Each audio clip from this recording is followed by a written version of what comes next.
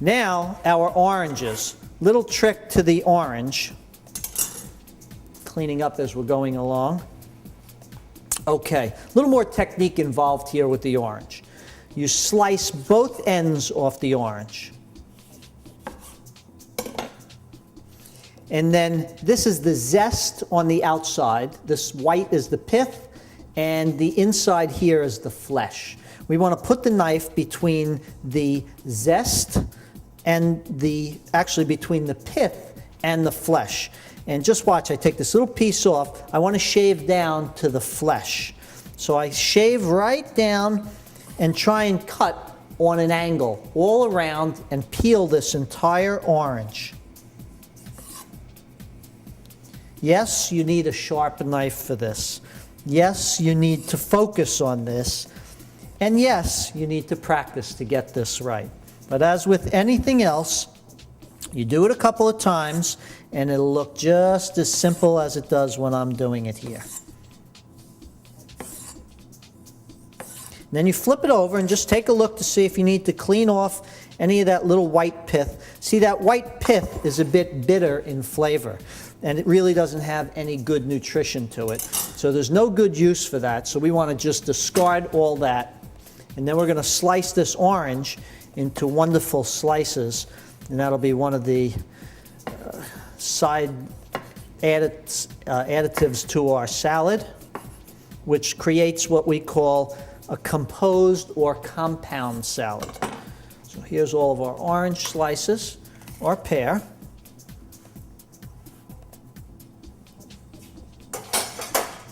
Okay, we're in good shape. I guess I could start building the salad. We have our greens that I want to put a little bit of salt and pepper.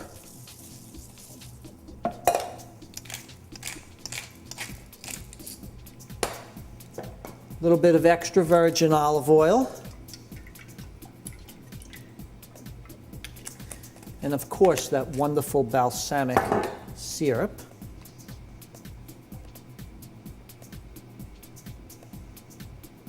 Or if you have some wonderfully aged balsamic, it'll work just as well.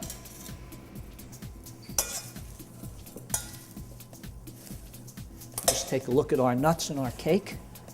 Okay, looking good.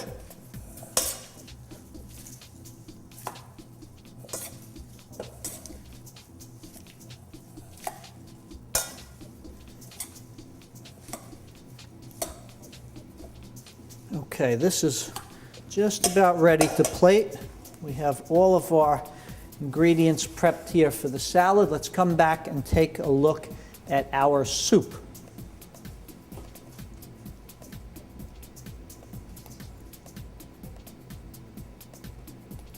It looks good, but does it taste good? We'll have to see. First time, I can dip with the spoon. But that's it. I get one shot dipping with the spoon. We need some salt. A little more pepper. I can get that nice little bite of the cayenne.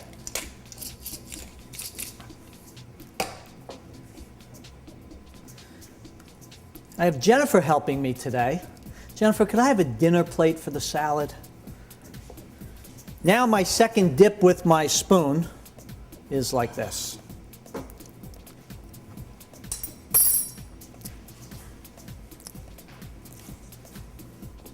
I think it's pretty good. Here's my plate. It's like things just appear. They come from out of nowhere.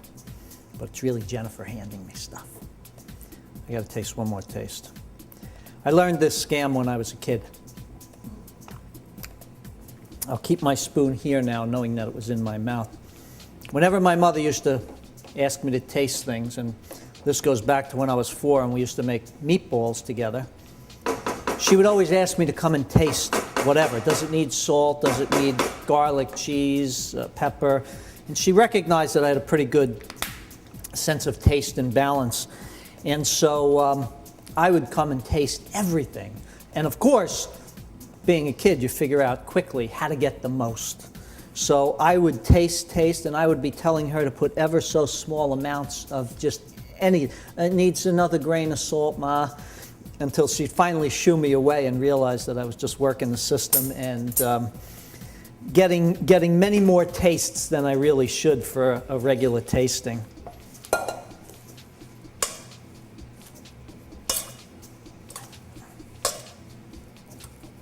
Okay, so we have some wonderfully dressed greens. And I like to kind of mound my greens up in a nice little pile. Let me check those nuts.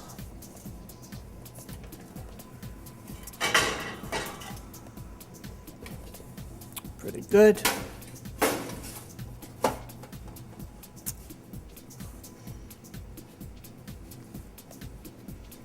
My oranges.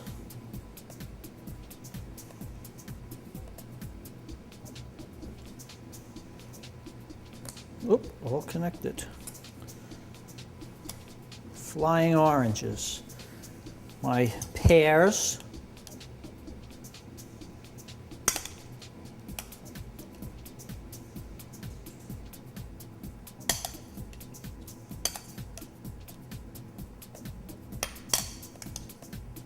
Take your time when you're doing this. This is just a lot of fun for me to style up the plate. Kind of like Pavlov's dog. Let me get my cheese.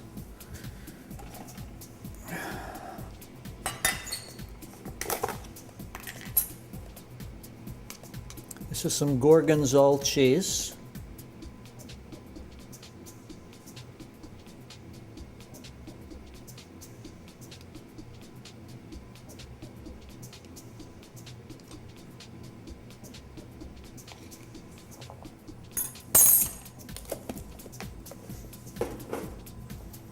Of course, those wonderful nuts. Look at those. They're just perfect. Break them in half a little bit. Scatter them around. Maybe I'll put one big one on the top just to kind of let people know what they're in for.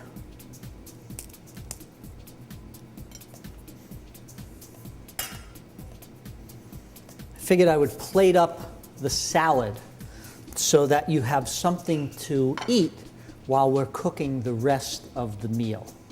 So stay with us.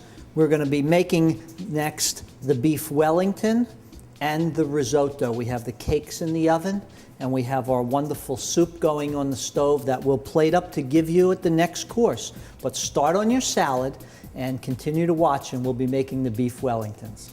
Okay, so I've got all my ingredients ready for the beef Wellington and the risotto. We're going to start the risotto first.